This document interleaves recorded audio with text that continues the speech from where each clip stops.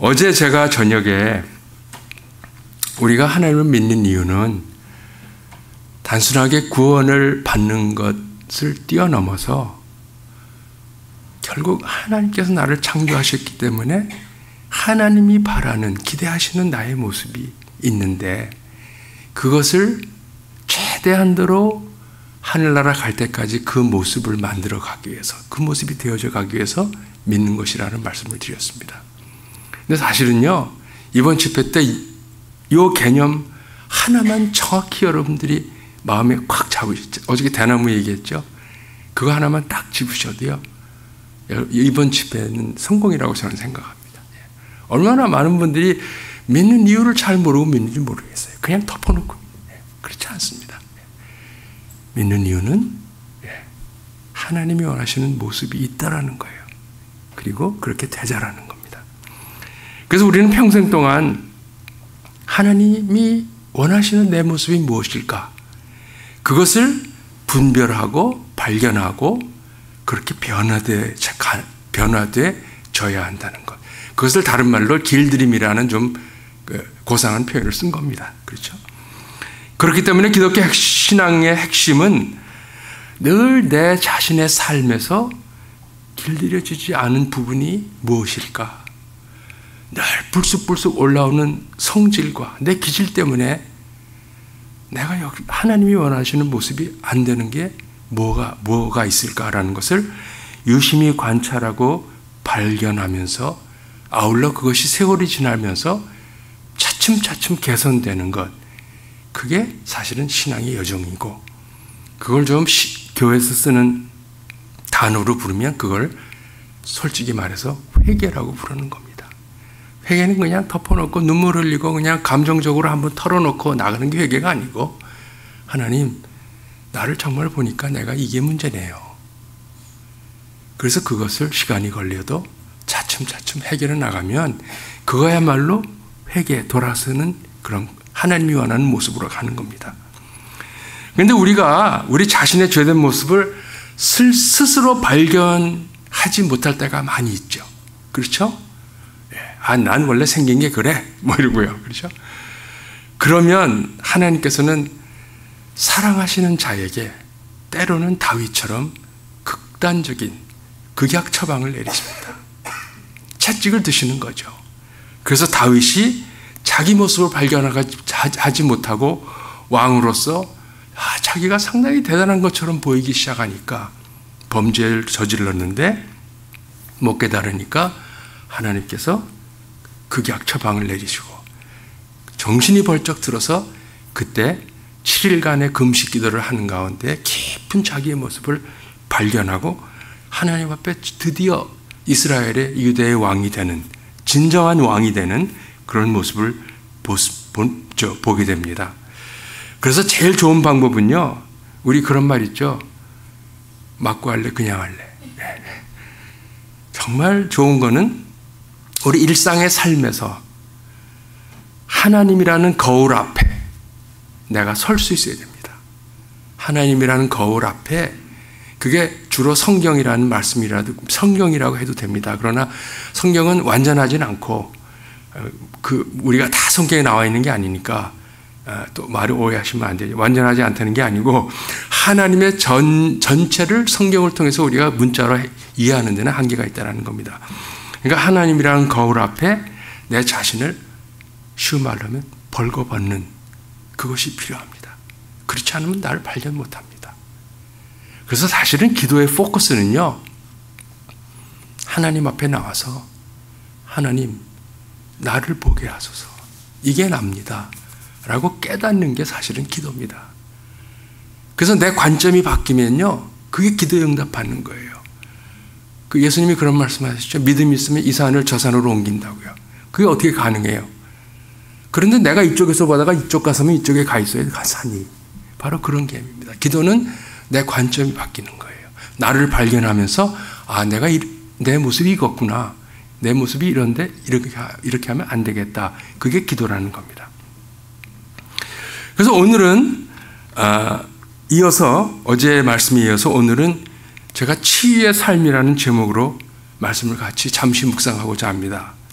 왜냐하면 인간은 말씀드린 대로 누구나 다 길들여지지 않은 부분, 모난 부분, 나의 기질과 성질과 관련된 참 못된, 쉽게 말하면 못된 기질들이 많아요. 그리고 못된, 죄된 행동을 할 수밖에 없어요.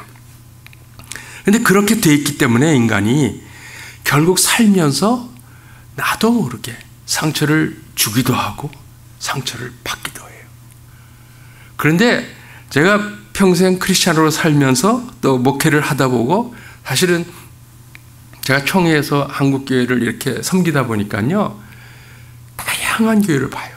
이런 시골에 이렇게, 시골이라 그러면 좀 상처받으니까 또 이렇게 지방의 작은 도시의 교회에서부터 뉴욕이나 뭐 LA 같은 데 가면 뭐 몇천 명 되는 교회부터, 다양한데 다녀보면 얼마나 많은 크리스찬들이 이 상처를 가지고 있고 치유가 되지 않은 채에 신앙생활을 하는지 모릅니다. 그러니까 상처가 치유가 안 되니까요, 그냥 교회 나오고 믿을 때, 은혜 받았다고 생각할 때 그때뿐이고, 또 돌아가면 오직하면 예배 끝나고 나가다 파킹장에서 또 싸운다니까요. 이 상처가 치유가 안 되니까 그래요. 근본적인. 그래서 하나님 앞에 우리가 길들여지고 내 모습이 되어지기 위해서는 깊은 상처들이 치유가 돼야 됩니다. 그래서 오늘 그 말씀을 같이 나누기를 원합니다. 오늘 본문의 말씀은 뭐 너무나 잘 하시는 말씀이잖아요. 교회를 좀 다니시는 분들은 13장 24절 이하에 나와 있는 말씀인데, 사실 마태복음 13장은 아주 중요한, 성경에서 뭐 다 중요하지만 13장은 특별히 중요합니다. 왜냐하면 마태복음 13장은 예수님이 직접 우리가 이해하기 어려운 천국에 관해서 비유로 설명을 해주셨기 때문에 중요한 것입니다. 그러니까 혹시 여러분들이라도 천국이 어떤 것인가 정말 알고 싶으세요? 그러면 13장을 한번 깊이 묵상해 보십시오. 거기에 대충 한 6가지의 비유를 통해서 우리에게 그 어려운 천국을 설명을 해 주셔요, 예수님이. 그러니까 보면 천국이 이런 곳이를 알 수 있는데, 오늘 그 비유 가운데에 뭐 첫 번째라고 해도 되고 두 번째라고 해도 됩니다. 씨 뿌리는 비유가 나옵니다. 사실은 뭐 엄밀히 말하면 두 번째죠. 그런데 그 비유의 내용은 이렇습니다. 주인이 자기 밭에 좋은 씨앗을 뿌립니다. 그런데 밤중에 뿌리고 나는데 한밤중에 원수들이 몰래 밭에 들어와서 그 위에다가 가라지 씨앗을 뿌리고 도망갑니다. 주인과 종들은 모릅니다. 시간이 흐르고 싹이 납니다. 그런데도 모릅니다. 그리고 또 시간이 흘러서 그 싹이 결실할 때가 되는데 알곡들이 달리기 시작하고 얼마 있으면 수확을 앞뒀는데, 그동안은 몰랐는데 알곡이 달리면서 보니까 뭔가 이상해요, 모습이. 여기저기 가라지가 같이 있는 거예요. 분명히 좋은 씨를 심었는데. 제가 한 5, 6년 전에 이스라엘을 한 2번인가 3번 갔던 기억이 있습니다. 이스라엘 우리 목사님들, 성도님들하고 전국에 계신 목사님들, 성도님들 이렇게 원하시는 분 해갖고 첫 번에는 한 50명 갔고 두 번째는 한 100명이 가가지고 버스 2대를 이렇게 다녔는데, 한번 갔을 때 베들레헴 남쪽에 거긴 그 밭이 좋습니다. 포도원도 있고 뭐 거기 좋은 지형이 이게 산악지대도 있고 하는데, 그 산악지대 어딘가를 갔어요. 어딘지 기억은 안 나요. 근데 어딘가 인도하시는 목사님이 여기가 성경에 어디라고 그러면 오래돼서 이제 기억은 안 나는데, 확실하게 기억나는 건 어디라고 이렇게 인도하면서 뭐 한 50명이 올라가면 뭐 줄 서서 가는 건 아니잖아요. 뭐 이렇게 서너 명씩 이렇게 그룹을 짜서 올라가면서 이제 목사님이 설명을 합니다. 여긴 뭐고 이러는데, 어디를 지나가는데 풀이 이렇게 난 데를 지나가는데 어느 권사님 한 분이 중부에서 오신 분이 계세요. 중부. 그러니까 거기 농사를 많이 짓는 지역에서 오신 권사님이 목사님한테 질문을 하는 거예요. 목사님, 여기 웬 야산에 들에, 그러니까 야산이죠. 이렇게 약간 능선이 있는 산에 여기 무슨 이렇게 밀이 많습니까? 그러더라고요. 그래서 제가 밀? 그러니까 퍼런 게 그게 밀이라는 거예요. 그랬더니 그 목사님이 그러시면서 그 인도하시는 목사님이 거기 사시는 목사님이 하신 말씀이 권사님 그게 밀이 아니고 그게 가라지입니다 그러더라고요. 그러니까 여기서 좋은 씨라는 것은 이게 밀 씨앗이라는 것을 우리가 알 수 있는 겁니다. 그러니까 가라지하고 밀하고 거의 비슷하게 생겼대요. 저는 밀을 본 적이 없어요, 솔직히. 그래서 잘 몰랐는데 이제 그때 보고 밀이 이거 비슷하게 생겼구나 이제 제가 알게 됐습니다. 그러니까 밀 씨앗을 뿌렸는데 가라지가 났다라는 겁니다. 뭐 빵을 먹으니까 당연하겠죠, 밀을. 그러니까 종들이 이제 주인에게 달려와서 이제 보고를 한 겁니다. 이거 큰일 났습니다. 좋은 씨앗을 뿌려서 주인이 뿌린 걸 분명히 아는데 어떻게 여기서 가라지가 올라옵니까? 그러니까 주인이 금방 알아차립니다. 이 원수들이 그 짓을 했구나. 원수가 와서 그랬구나. 금방 아는 거예요. 그러니까 종들이 그럼 이거 다 뽑을까요? 우리가 시키면 다 뽑겠습니다. 그랬더니 주인이 가만둬라. 뽑지 말아라. 그러는 거예요. 그러면서 가라지를 뽑다가 밀까지 뽑을까 염려가 되니 추수 때까지 놔뒀다가 추수 때에 분리하자. 그렇게 제안을 하는 것이 오늘 본문의 스토리입니다. 비유죠, 비유. 그런데 오늘 본문에서 조금 더 지나가면 36절 이하를 보면 뭐 성경을 안 찾으셔도 됩니다. 예수님이 이 비유의 뜻이 뭔지를 직접 설명을 하세요. 이 오늘 지금 읽은 비유가. 거기에 보게 되면 예수님이 이렇게 설명하세요.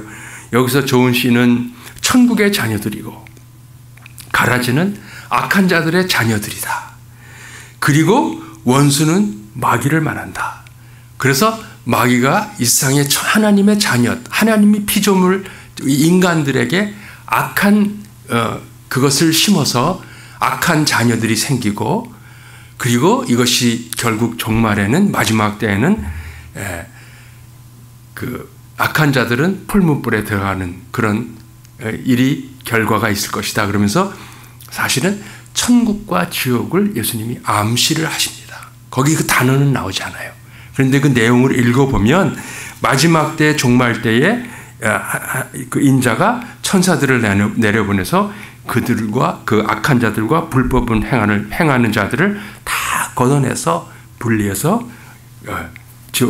풀무불에 넣으면서 그곳에서 일을 갈 것이다. 그렇게 얘기를 합니다. 그러니까 이 비유의 뜻은 이미 예수님이 설명을 하셨어요. 그것은 우리가 의심의 여지가 없어요. 그러니까 이 세상에 의인도 하나님의 자녀도 있지만 악한 자의 자녀도 있다라는 게 예수님의 말씀이에요. 그리고 우리 생각 같아서는 다 솎아내고 싶죠. 그런데 하나님이 놔둬라. 종말 때에 놔둬라. 종말 때 우리가 분리할 것이다. 그렇게 말씀하십니다. 근데 여기서 우리가요, 이 종말이라는 단어가 나옵니다. 그게 추수를 말하죠. 예. 그러면 그것은 죽음을 말하는 겁니다. 그러면 한편으로는 여기서 말하는 이 밭이라는 의미가 사실은 나라는 의미가 있습니다. 예, 곡식이 자라는 이 모든 그 과정을 나라는 인간에다가 비교할 수 있는 것입니다. 나라는 인생의 밭이 있는데 거기에 내가 좋다고 생각해서 좋은 씨를 뿌렸어요. 나라는 밭에. 그런데 기대하지 않았던, 예상하지 않았던 가라지들이 내 인생의 밭에 너무 많은 거예요. 오늘 본문이 얘기하는 것은 그런 영적인 의미가 있습니다. 사실은 이것은 저 한국에 계시는 이명수 목사님이 이제 그런 통찰력을 말씀하셨는데 그것을 기초로 제가 여러분들께 좀 더 깊이 말씀을 드립니다. 우리의 인생이라는 밭에, 여러분의 인생이라는 밭에 가라지가 있으시죠? 예, 있습니다. 없는 사람이 없습니다. 분명히 나는 곡식을 심는다고 심었는데 언제 가라지가 생겼죠? 그러니까 우리의 인생의 곡식이라는 것은 이런 겁니다. 누구에게 내놔도 떳떳하고 자신 있는 것들. 그리고 내가 지금까지 살면서 성취하고 이룬 것들. 그리고 나에게 즐거움과 만족을 갖다 주고 자랑하고 싶은 것들. 그런 것들이 다 곡식입니다. 그런 것들이 있으시죠? 다 있어요. 그게 나의 건강이건 외모이건 자녀이건 재물이건 다 있습니다. 어떤 은사이건 탤런트건. 그런데 그런 반면에 우리 인생에 가라지가 있다는 겁니다.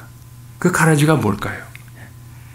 그것은 내 인생에 나를 힘들게 했던 것들, 나의 어두운 과거들, 살면서 받아온 상처들, 누구에게 말하기 어려운 곤란한 속사정들, 이런 것들이 다 나에게는 나라는 인생의 가라지입니다. 여러분 잘하시면서 혹시 부모님의 편애를 경험하신 적이 있으세요? 나도 모르게 그게 가라지가 됩니다. 사춘기를 지나면서 감수성이 예민할 때 친구들과의 관계에서 힘들었던 적이 있어요? 쉽게 말하면 한국에서 그런 뭐라 그러죠? 단어가 왕따 같은 거, 뭐 글로리라는 드라마 나 보진 않았는데 뭐 그런 데도 나오는 그런 것들이 다 상처입니다. 그건 좀 지나치지만요. 근데 이것이 어떤 때는요 형제간에도 생깁니다. 참 한배에서 나왔는데요. 그럴 수가 있어요. 혹시 원하는 학교에 지원했다가 낙방하신 적 있습니까? 저는 있습니다. 그게 상처가 돼요. 물론 그 후에 합격한 적도 있어요. 근데 그런 것이 반복되면 사람이 깊이 이렇게 침체됩니다. 혹시 인생 사시면서 실현 당한 적 있으십니까? 지금은 다 멀쩡히 살아가는 것 같지만 인생의 여정에 사랑하는 사람에게 사랑을 거절당한 적이 있습니까? 혹시 결혼 생활에 전 전혀 모르고 하는 얘기입니다. 결혼 생활에 그런 적이 있습니까? 아니면 사업 실패? 자녀 문제? 요즘 한국 같은 데는 취업. 젊은이들이 취업을 하기 위해서 원서를 70개, 80개 넣는데 이제는 당연히 리젝션 받는 게 당연한 걸로 안 돼요. 야, 젊은이들이 제정신이 될 수 있을까? 그런 생각이 들더라고요. 이런 것들 이거 열거하기 시작하면 하루 종일 할 수 있죠. 다 나에게는 그것들이 가라집니다. 인생을 살면서 나에게 지금도 지속적으로 부정적인 영향을 끼치고 있기 때문에 가라집니다. 그 기억들이. 오늘 본문 13장 앞부분에 보면요. 요 전에 앞부분에 보면 씨 뿌리는 비유가 나와요. 여러분들 아시죠? 씨를 뿌렸는데 네 군데에 떨어지잖아요. 하나는 길가에, 돌밭에, 가시덤불에, 그 다음에 좋은 땅에 뿌려졌다. 근데 결과가 어떻게 됐죠? 다 이 결실을 못 맺는데 좋은 땅에 뿌려진 씨앗은 100배, 60배, 30배가 열렸다. 그렇죠? 그리고 지금 오늘 비유가 나오는 거거든요. 그러면 24절에 보면 천국은 좋은 씨를 제 밭에 뿌리는 사람과 같다 그랬어요. 자, 보세요. 천국이 어떤 곳인가 하니 자기 밭에, 나라는 인생의 밭에 좋은 씨를 뿌렸어요. 그러면 농사 짓는 사람이 내 밭에 좋은 씨를 뿌릴 때 그냥 막 뿌립니까? 그 밭에 돌이랑 이런 거를 다 뽑아내고 땅을 좋게 만든 다음에 씨를 뿌립니까? 좋게 만든 다음에 뿌리죠. 그러니까 여기서 얘는 앞에서 얘를 보면 사실은 여기서는 좋은 땅에 나의 좋은 땅에 좋은 씨앗을 뿌렸기 때문에 100배, 60배, 30배 열매가 생겨야 돼요. 그런데 그 얘기를 안 하시고 예수님은 반대되는 얘기를 하세요. 가라지가 나왔다. 그게 천국이래요. 그게 천국이래요.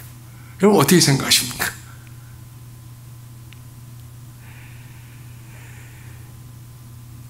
인생 살면서 지금까지 좋은 것만 취하고 택하고 좋은 것만 골라서 산다고 살았어요. 좋은 씨앗을 뿌렸단 말이에요. 자녀들에게는 잘 크라고 좋은 것만 먹이고 좋은 것만 보여주고 좋은 것만 가르치고 뭐 TV에 나쁜 거 나오면 못 보게 하고 그렇게 했어요. 근데 우리의 자녀들이 다 내가 원하는 대로 그렇게 곡식이처럼 자랐습니까? 절대로 오해하지 마십시오. 예.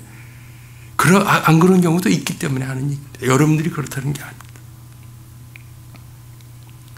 나도 몰랐는데 어느새 가라지가 생겼어요. 근데 예수님은 오늘 본문에서 천국은 좋은 씨를 자기 밭에 뿌린 사람과 같다 그랬습니다. 그러니까 가라지가 생기는 게 당연하다. 그게 인생이라는 겁니다. 인생이라는 거예요. 여러분, 성경을 읽어보면요, 뭐 두꺼운 책이잖아요. 이게 66권. 이거 얼마나요? 이게 양이 많아요. 성경을 읽어보면 성경은 딱 우리에게 두 가지를 가르쳐 주시는 게 분명해요. 첫 번째는 이 세상 살면서 천국을, 예수를 믿고 천국의 소망을 갖고 살라는 겁니다. 천국의 그 보장을 받고 살라는 겁니다. 그게 첫 번째고요. 두 번째는 천국에 대해서 소망이 있으면 이 땅이 지금 지옥 같더라도 천국처럼 살라라는 게 두 번째 우리에게 주는 가르침이에요. 성경은 그게 다예요.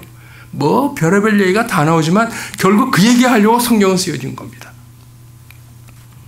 그래서요, 오늘 본문에 나온 얘기가 뭐냐면 인생에 가라지가 생겼어? 그게 천국이야. 그 얘기를 하시는 겁니다. 참 아이러니하죠. 예. 왜 그런지 한번 하나씩 풀어보겠습니다. 우리는 이런 인생에 어려움이 생기면, 상처가 생기면 우리는 어떻게 합니까? 보통 가라지를 뽑아내면 문제가 풀릴 거라고 생각합니다. 이것만 해결되면, 이것만 해결되면 나는 꽤 완벽한 사람이 될 텐데, 그렇게 생각을 한다는 겁니다. 그래서 가장 일반적으로 하는 방법이 뭐예요? 내 내면에 받은 상처들, 문제들, 지금도 나를 누르고 있는 그 무거운 것들을 어느 누구에게도 얘기하지 않습니다. 철저하게 숨기고 방어하고, 그리고 내 기억에서 그것을 지우려고 합니다. 그래서 혹시 여러분들 사진 찢어보신 적 있으세요? 예전에 어떤 아주 안 좋은 기억이 있을 때 그걸 찢어버립니다. 태워버리거나. 그걸 숨기고 감추고 나만 알고 누구에게도 얘기하지 않고 아내와 남편에게도 얘기하지 않고 모든 기억에서 지우려고 합니다. 그 대신에 누가 보아도 인정해 줄 만한 것들, 그런 것들로 나를 포장하기 시작합니다. 그것이 돈이 됐건 외모가 됐건, 그게 뭐 좋은 집이나 차가 됐건, 남들이 객관적으로 저 사람 괜찮네 라고 인정해 줄 수 있는 것이 뭘까? 그것으로 나를 포장하면서, 중요한 것은 그게 나라고 착각을 하고 살아갈 때가 많이 있다는 겁니다. 왜? 문제는 다 숨겨놨으니까, 저 밑에다가. 때로는, 어떤 때는 가족의 연을 끊는 것도 제가 봤습니다.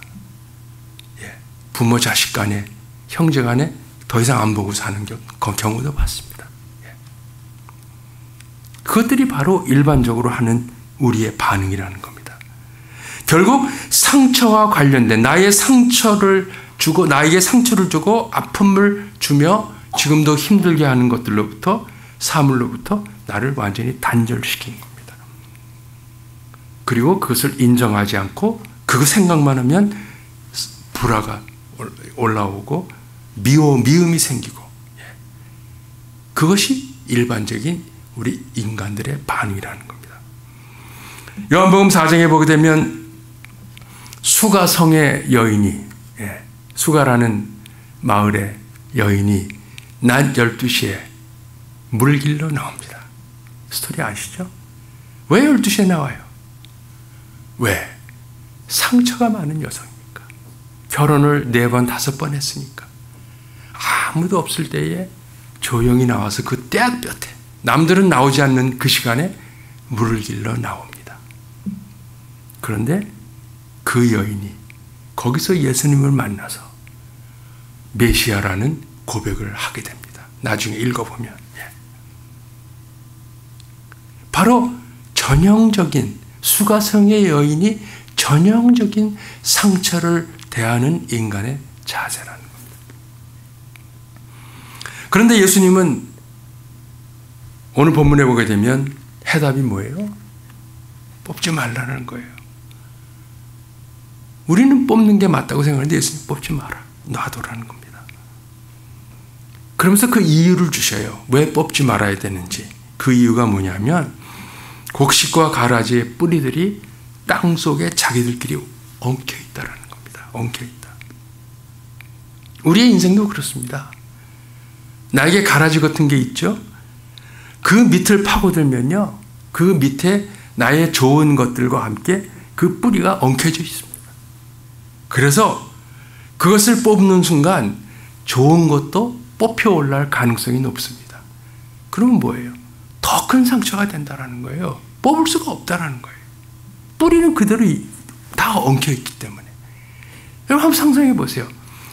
자녀의 문제건, 가정의 문제건, 사업의 문제건, 그거 하나를 어떤 분은 그것 때문에 좀 극단적인 선택을 할 때도 있잖아요. 그게 그렇게 해결됩니까? 그거 한다고. 더 큰 문제가 생깁니다. 그래서 예수님은 그거 뽑지 말아라. 그거 뽑다가 너의 좋은 것까지도 다 잃어버릴 것 같다.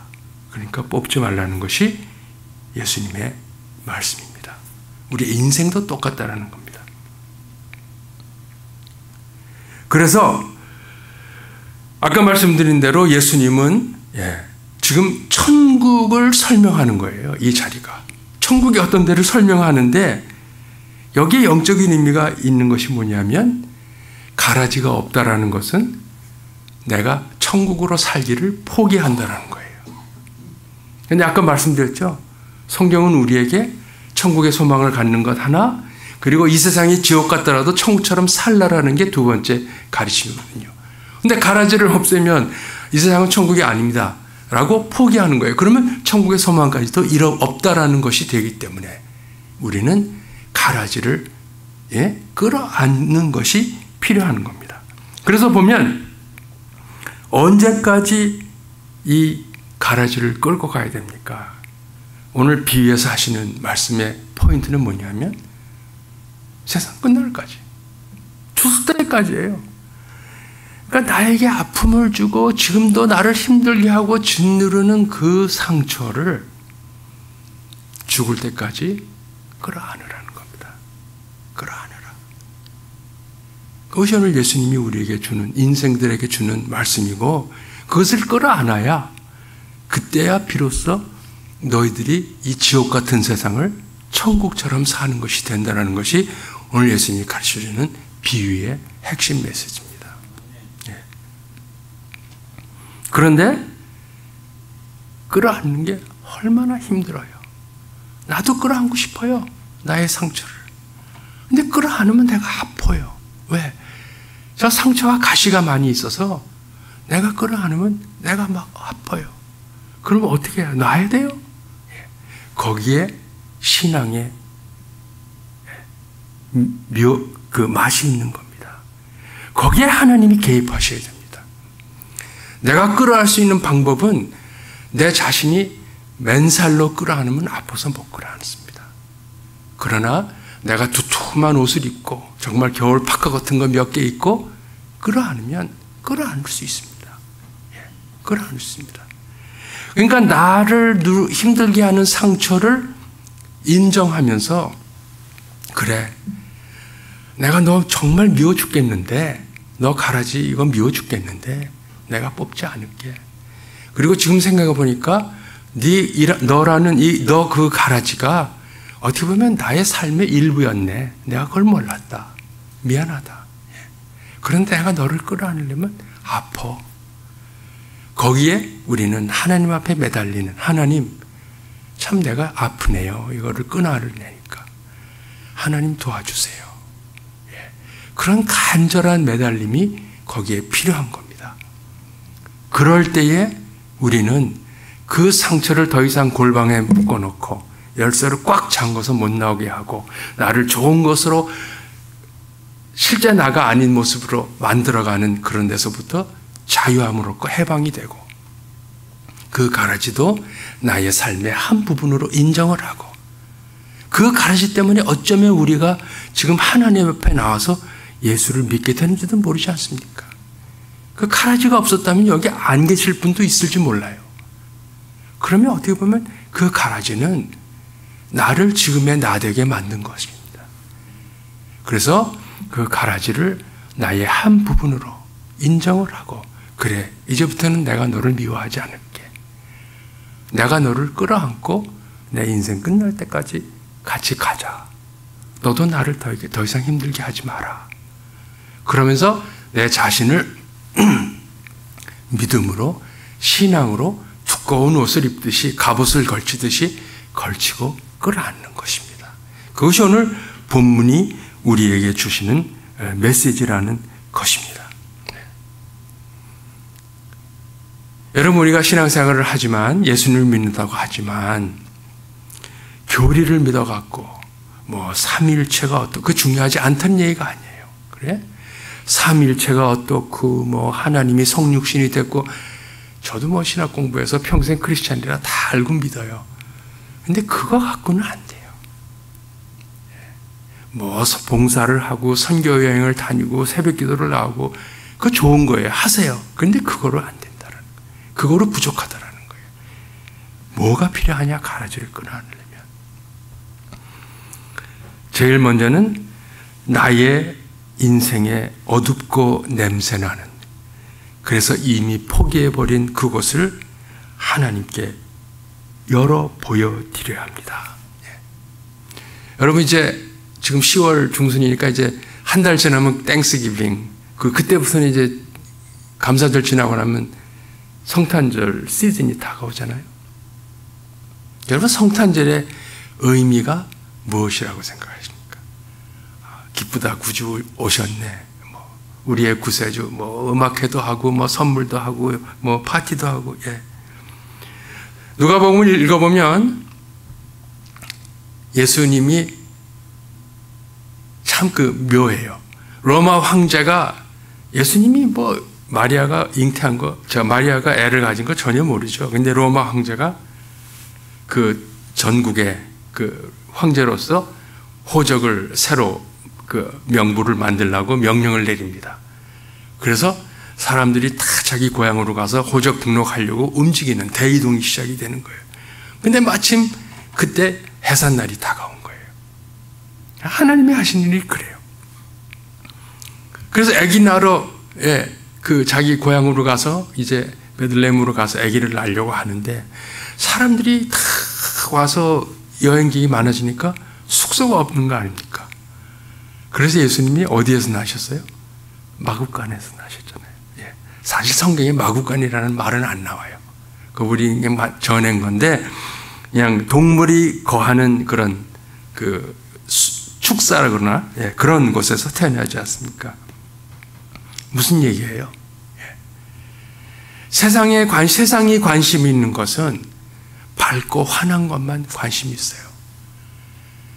여러분, 호적을 하러 다 가지만 마구간에 누가 거기 가서 하룻밤을 지내겠어요? 거긴 냄새나고 더럽고 추운 것이고, 거긴 하룻밤을 지낼 수가 없는 것이에요. 근데 예수님이 애를 낳을 데가 없으니까, 묵을 데가 없으니까 거기 가셔서 그 마리아 가족이 요셉과 함께 거기 가서 애를 낳아서 예수님이 낳았다. 그거는 그냥 당시의 상황 때문에 어쩔 수 없이 일어난 일이지만, 그것이 갖고 있는 의미는, 영적인 의미는, 우리의 삶에서 우리는 내가 가장 부끄러워하고 추하고 내가 찾아보고 싶지 않은 그곳, 그게 다 있다라는 거예요. 그것이 주로 우리의 상처가 남긴 자국들이 있는 흔적들입니다. 그곳에 예수님이 오셔야 우리에게 참된 구원의 메시지와 천국의 소망과, 그리고 이 땅이 비록 지옥 같더라도 천국으로 살 수 있다라는 그런 영적인 의미가 그 안에 담겨져 있는 겁니다. 우리는 늘 추하고 더러운 것. 목사님이 신방을 가도 어때요? 가장 아름다운 리빙룸. 그렇죠? 예. 저도 신방 많이 다녀봤지만 구석구석에 막 지저분하고 이렇게 하는데 열어 보이시나요? 아니죠. 예. 목사님은 그렇게 하셔도 돼요. 손님이 오면 뭐 뒷방이 지저분한 거 안 보여줘도 돼요. 그러나 예수님이 오실 때는요, 예수님은 우리의 인생의 밝고 환한 부분엔 관심이 없습니다. 그건 다 네가 잘해서 그런 거, 네가 잘나서 그런 거고, 내가 관심 있는 것은 너에게 네 인생의 마구간 같은 데가 어디냐. 예수님은 바로 그거를 원하시는 겁니다. 그곳을 열어보시지 않으면요, 우리는 가라지를 뽑으려고 하는 것이고 우리는 천국의 삶을 포기하는 겁니다. 이 땅에서. 그래서 우리 신앙생활하면서 정말 중요한 것은 춥고 냄새나고 더럽고 나조차도 들어가고 싶지 않은 그 부분이 나에게 있잖아요. 다 있어요.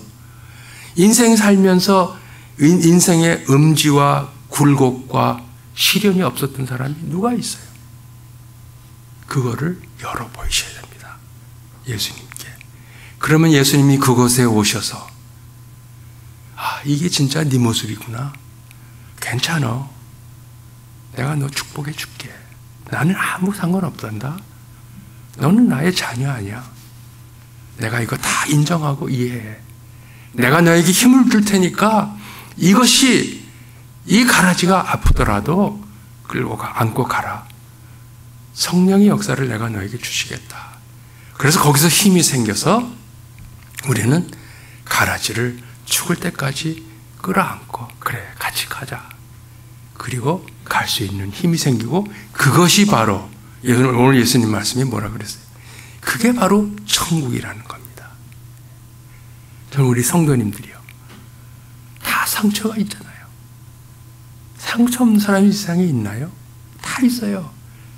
말 못하죠. 목사님한테도 얘기 못하는 상처들이 있어요. 다 알아요. 네. 하나님한테는 고백하셔야 됩니다. 그리고 간절히 기도합니다. 하나님, 나의 어두운 곳에 마구간에 당신의 아들을 탄생시켜 주십시오.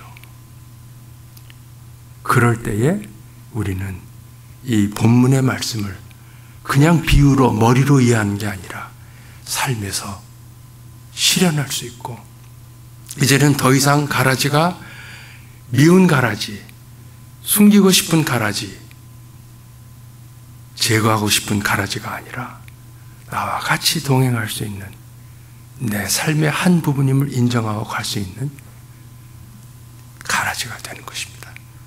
그런 천국의 삶을 사시는 우리 성도님들 되시기를 간절히 간구합니다. 예. 그런데 이 곡식과 가라지의 문제는 개인에게만 적용되는 것은 아닙니다. 교회도 있고요. 교회 역사를 보면 교회 가는 교회마다 다 상처들이 있더라고요. 그 교회 역사에 옛날에 무슨 일이 있었고 무슨 일이 있었고. 여러분 그거 교회라는 공동체가 끌어안을 수 있어야 됩니다. 그러니까 가라지를 내가 끌어안음으로써 내가 내 자신을 용서하고 내 자신과 화해가 이루어질 때에 우리는 교회라는 공동체에서도 그 힘이 모아지면 교회의 역사의 상처들을 우리가 끌어안을 수가 있습니다. 더 이상 그때 그 사람이 그랬어. 더 이상 그때 그 집사님이 안 그랬으면 이렇게 안 됐을 텐데, 이런 얘기가 아니고, 아니야. 이것도 우리 교회의 역사의 일부분이야. 우리가 이것을 끌어안아야 돼. 내가 나를 용서하고 나와 화해를 했기 때문에 우리도 그들을 용서하고 나도 용서받을 것이 있으면 그분에게 용서받아야 돼. 이렇게 된다면 그때 교회도 회복이 이루어지는 겁니다. 예. 여러분 이건 교회만이 아닙니다. 국가에도 마찬가지입니다. 나라에도. 예. 지금 한국의 스토리를 들어보면요, 정말 답답한 게, 나는 그 인터넷이 발달한 게 싫어요. 옛날에는 한국 뉴스를 못 보고 살았잖아요. 근데 이거는 실시간으로 보니까, 정말, 제가 요즘 저는 뉴스를 옛날에 좀 많이 봤는데 요즘 안 보려고 그래요. 그거냐면, 내가 그러면 안 되는데 자꾸 욕이 나와요. 욕이 입에서 튀어나와서 안 되겠더라고요. 그래서 이제 안 보려고 합니다. 근데 한국을 보면 제가 답답한 게 나라 전체가 과거의 상처를 해결을 못해요. 치유가 되질 않아요. 예를 들면 친일파. 그냥 껍벅하면 친일파래요. 당시에 정말 이완영 같은 몇 사람들 일부러 나라를 해치기 위해서 그런 사람들을 빼놓고 대부분은요. 우리 부모님 세대들 봐세요. 일정시대 다 사셨죠? 그때는 친일파는 아니에요. 그러나 그 땅에서 살아남으려면 그럴 수밖에 없었던 거예요. 그거를 지금의 잣대로 친일파로 몰아세우고 어느 한쪽 당을 얘가 반대하고 찬성하고는 아니에요. 이제는 우리가 그런 거에서 벗어나야 돼요. 그래, 그때는 그럴 수밖에 없었다. 좀 국민의 지도자들 가운데 좀 그렇게 폭넓고 크게 보는 사람들이 크리스찬들이 나왔으면 좋겠어요. 선거 때 돼서 저 큰 교회 가서 앞에 찬송 부르고 기도하는 척 하지 말고 후보들마다 쓸데없는 짓 왜 해요 그거. 그러고 하나님이 복 줄 것 같아요? 양쪽 다 복 안 주지. 저는 중간이에요. 그래서 제가 마음 놓고 얘기합니다. 좀 지도자들이 과거 문제 이제 연연하지 맙시다. 그때는 상황적으로 그럴 수밖에 없어요. 우리가 나도 그 시대에 살았으면 일본 거기에 맞춰서 나도 먹고 살아야 되니까 처자식이 있으니까 그럴 수밖에 없습니다. 좀 이런 야당 대표가 나오면요. 나라가 통합될 거 아닙니까? 그냥 뭐 친일파니 뭐니 해서 긁어내리고 또 이쪽은 아니라고 그러고. 미국 역사도 마찬가지입니다. 제가 최근 지난 몇 년 동안 좀 마음이 아팠던 게 뭐냐면 이 미국은 노예 문제가 항상 문제잖아요. 그게 상처예요. 나라 전체에. 그러니까 저도 총회에 있다 보니까 흑인들하고 많이 일을 하다 보니까 우리는 잘 모르는데요. 보통 심각한 문제가 아니에요. 그래서 지난 몇 년 동안에 여러분들 뉴스에서 혹시 보셨습니까? 지난 월요일이 콜럼버스 데이잖아요. 콜럼버스가 신대륙을 발견한 콜럼버스 날인데 콜럼버스 상 다 까부수자. 진짜 때려 부셨어요. 뉴스에도 났잖아요. 뭐 조지 워싱턴 여기다가 상에다가 못 걸어갖고 끌어내리고 환호를 하고 말이죠. 토마스 제퍼슨도 그렇고. 그 상처가 치유가 안 된 거거든요. 그들이 불완전했어요. 그들이 노예제도를 지지했어요. 맞아요. 그러나 당시에는 교회도 거기에 대해서 무지했고 우리의 의식도 없었고 그 시대를 살았기 때문에 그런 거예요. 그러면 그거를 아픈 과거지만 잘못됐지만 우리가 이거를 우리 미국 역사의 일부분으로 안고 갑시다. 이런 지도자들이 흑인 지도자들이 나와서 끌고 가야 이 나라가 회복이 된다고 생각합니다. 끊임없이 노예 문제 지금도 200년이 지났는데 그거 가지고 그러면 우리 전 세대는 다 잘못했나요? 그렇지 않잖아요. 잘한 것도 있고 못한 것도 있고요. 한국도 마찬가지고요. 또 해방이 되고 나서 혼란할 때에 보시면요. 어떻게 보면 그 당시 똑똑한 사람들이 다 이북에 넘어갔어요. 생각해보니까 공산주의가 맞는 것 같거든요. 그래서 따라간 거거든요. 그걸 좀 통넓게 대범하게 좀 끌고 가지 못하고 말이죠. 뭐 동상을 허문에 옮기네 이거 갖고 쫀쫀하게 나라의 리더가 말이죠. 좀 양쪽 다 통넓은 지도자가 나오고 이런 기독교의 신앙의 바탕에서 우리의 상처가 드러내고 자랑할 건 아니지만 우리 역사의 일부분입니다. 같이 끌어안고 갑시다. 용서합시다. 화해합시다. 화합합시다. 그러면 나라가 얼마나 잘 되겠어요. 그래서 예전부터 그런 말이 있잖아요. 해외에 나가 살면 다 애국자가 된다고. 여러분 그렇게 생각 안 하십니까? 저는 그렇게 생각합니다. 여러분 제가 말씀 마치겠습니다. 우리 가운데 상처 때문에 아파하지 않는 사람은 한 사람도 없습니다. 저를 포함해서. 여러분들이 그거를 광고하고 자랑할 거리는 아닙니다. 그러나 그것을 숨길 이유도 없습니다. 왜? 그게 나의 삶의 한 부분이고 그것 때문에 내가 지금 여기 앉아 있을 수도 있고 오늘 예수님 말씀에 그 가라지를 끌어안으라는 거예요. 그래야 이 땅에서 천국의 삶을 경험할 수 있다는 겁니다. 우리가 하나님께서 원하시는 내가 되어지 가기 위해서는 우리가 상처로부터 치유함을 받아야 됩니다. 그러려면 내 안에 그동안 자라왔던 가라지들을 뽑기보다는 그것이 내 삶의 일부임을 인정하고 용서하고 긍정적인 자세로 대하면서 하나님께 간절히 도움을 청해야 됩니다. 하나님, 내 힘으로 감당하기가 너무 힘듭니다. 도와주십시오. 그러면 성령께서는 놀라운 우리의 지각을 뛰어넘게, 빌립보서에 나오잖아요.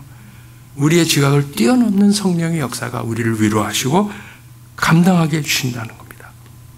그때 내 자신과 화해가 이루어지고, 그러면 내 안에 평안이 찾아와지고, 그 가라지를 그동안은 미워했는데 내가 이제는 사랑할 수 있고 끌어안을 수 있고, 그러면서 천국의 삶이 이런 거구나 경험을 할 수 있는 것입니다. 그럴 때에 로마서에 있는 대로 모든 것이 합력하여 선을 이루는 것입니다. 우리 슈리포트 보조 교회 성도님들, 그리고 이 지역에 계신 우리 교우님들, 하나님 앞에 한 발 더 하나님이 원하시는 모습에 가까워질 수 있도록 제가 간절히 기도하겠습니다. 제가 아까 앞에서 찬양하면서 제 마음에 그런 생각이 들더라고요.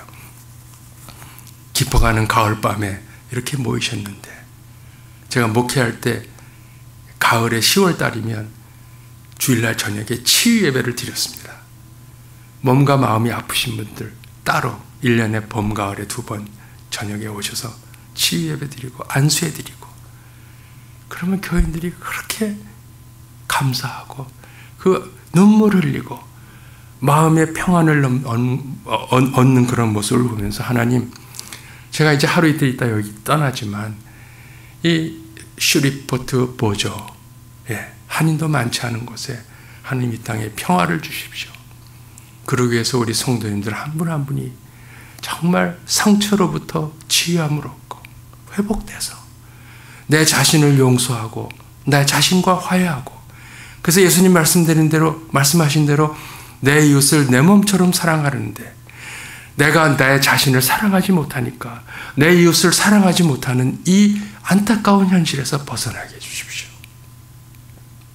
그런 간절한 기도를 드렸습니다. 그래서 우리 성도님들, 우리 이 지역에 계신 우리 한인들이 이 상처로부터 자유함을 얻고 치유함 받아서 정말 개인적으로, 가정적으로 평안이 찾아오고, 교회적으로 감사함이 넘치고, 지역사회가 하나님이 맡겨주신 복음 전파, 하나님 나라를 모르는 백성들에게 전파하는 귀한 일에 앞장서시는 믿음의 식구들, 믿음의 교회들 될 수 있기를 예수님의 이름으로 축원합니다.